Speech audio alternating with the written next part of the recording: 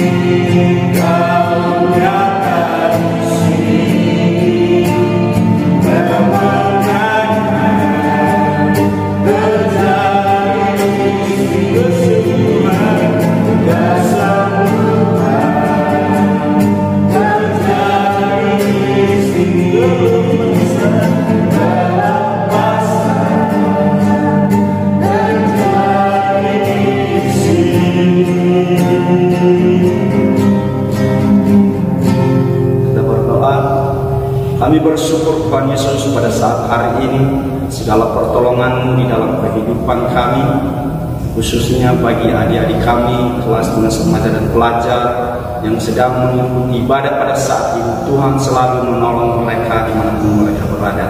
Terima kasih Tuhan. Kami akan bersorak-sorai sebentar lagi memuji dan mempermuliakan nama-Mu di dalam nama Yesus. Haleluya. Amin. Bersorak-sorai memuji nama Tuhan Yesus Kristus. Sama-sama kita menyanyikan pujian Sungai Sukacitamu mengalir dalam. Haleluya.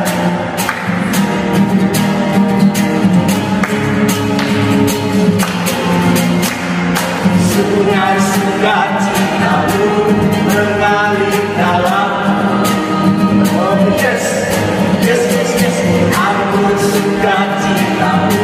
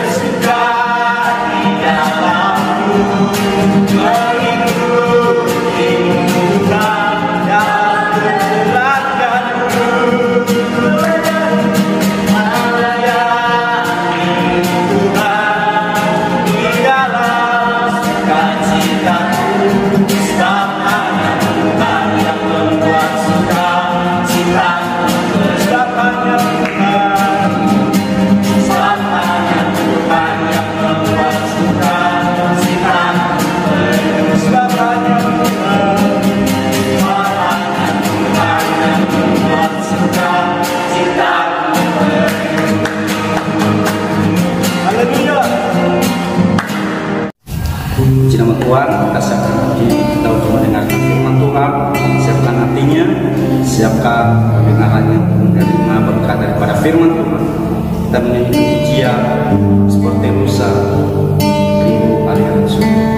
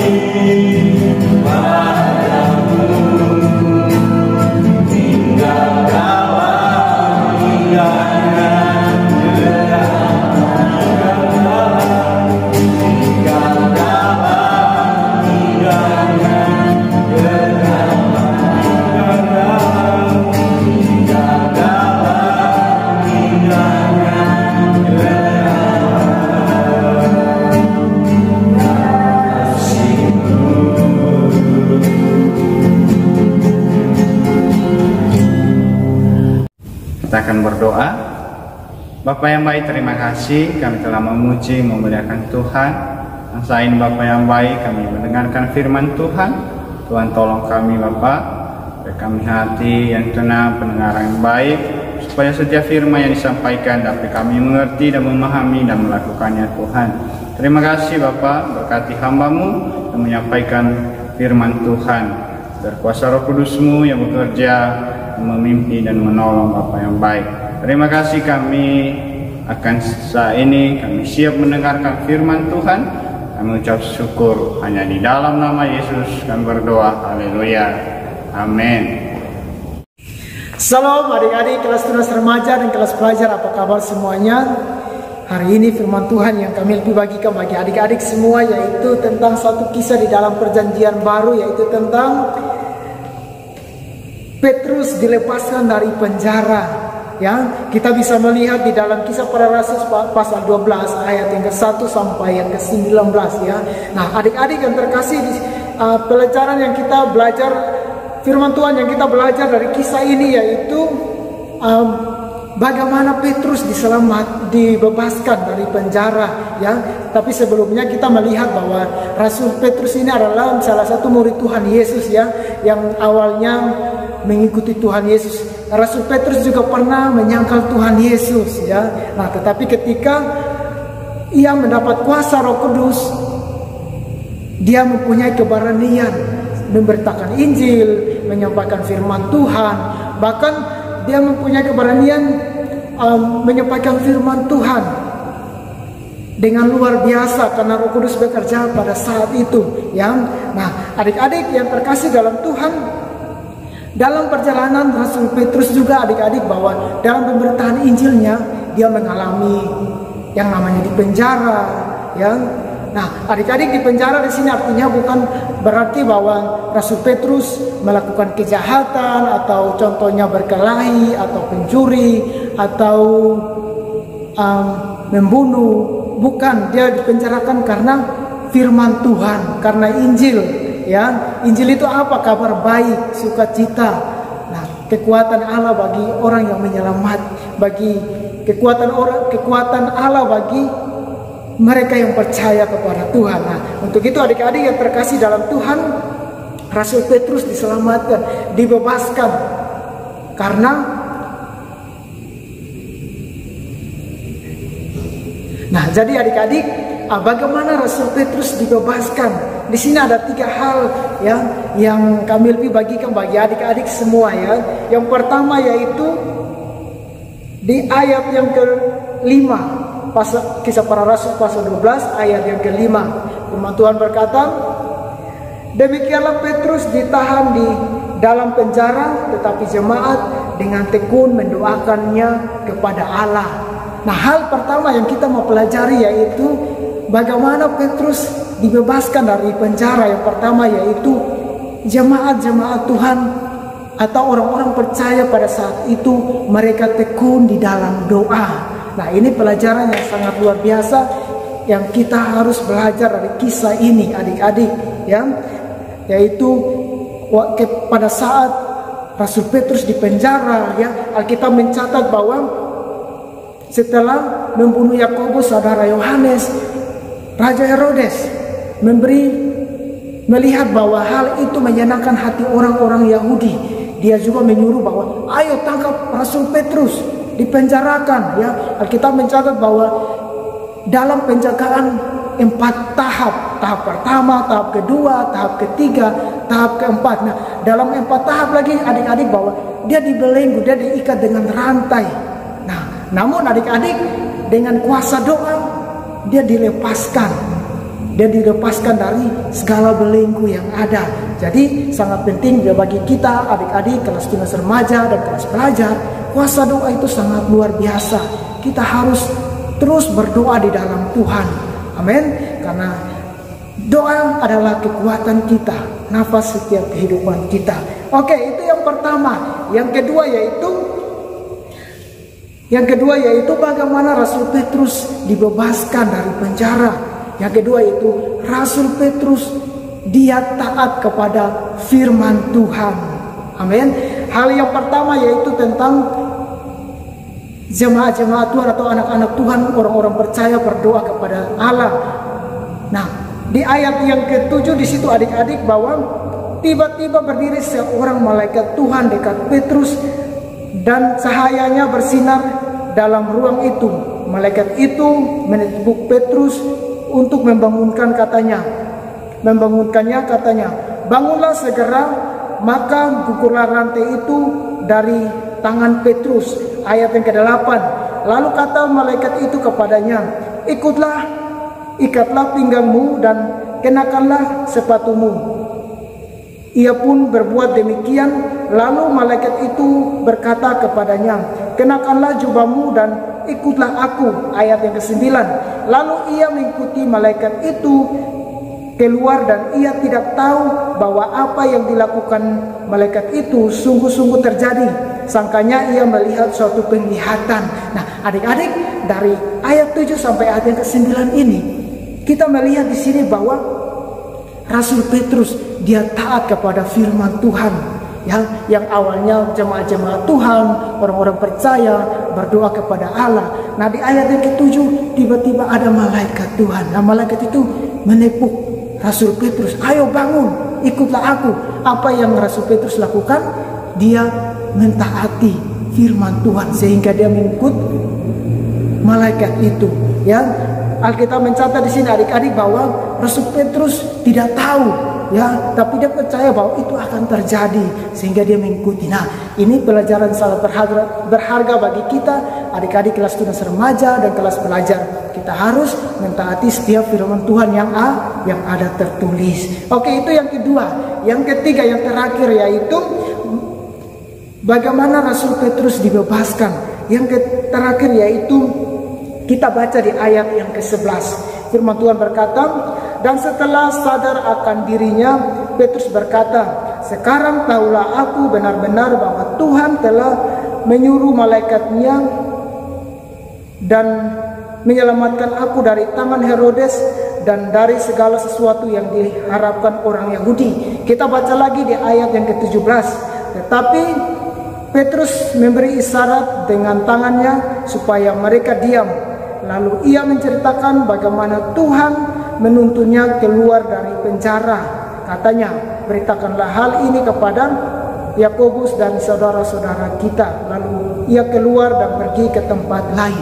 Nah, adik-adik, dari dua ayat ini adik-adik bahwa pelajaran yang kita ambil dari kisah ini yaitu pertolongan Tuhan itu sangat sempurna bagi Rasul Petrus. Amin. Pertolongan Tuhan itu sangat sempurna bagi Rasul Petrus. Kita tadi sudah membaca ayat yang ke-11 dan ayat yang ke-17. Di situ firman Tuhan mengatakan bahwa Tuhan yang menuntun dia keluar dari penjara. Amin. Karena apa adik-adik? Yang pertama yaitu orang-orang percaya berdoa kepada Tuhan. Anak-anak Tuhan berdoa kepada Tuhan. Yang kedua yaitu Rasul Petrus taat kepada firman Tuhan. Ya, yang ketiga yaitu dia sadar bahwa pertolongan Tuhan itu sempurna di dalam setiap kehidupannya. Ya, jadi adik-adik, demikianlah renungan hari ini. Biarlah menjadi kekuatan bagi kita, adik-adik kelas tunas remaja dan kelas pelajar. Tuhan Yesus memberkati. Salam. Sama-sama kita mengucapkan doa kami. 1, 2, 3. Bapa kami di surga, kuduskanlah namamu, datanglah kerajaanmu, jadilah kehendakmu di bumi seperti di surga. Berikanlah pada hari ini makanan kami secukupnya, dan ampunilah dengan kesalahan kami, seperti kami juga mengampuni orang bersalah kepada kami. Jangan membawa kami dalam pencobaan, tapi lepaskanlah kami daripada yang jahat. Karena Engkau yang punya kerajaan, kuasa, kemuliaan sampai selama-lamanya. Amin. Puji nama Tuhan, adik-adik kelas besar dan kelas remaja. Ibadah sekolah minggu kita sudah selesai. Tetap semangat untuk mengikuti ibadah sekolah minggu depan di ibadah video-video kita yang akan ditampilkan bersama-sama tempat ini, dan Tuhan Yesus memberkati adik-adik semuanya. Shalom.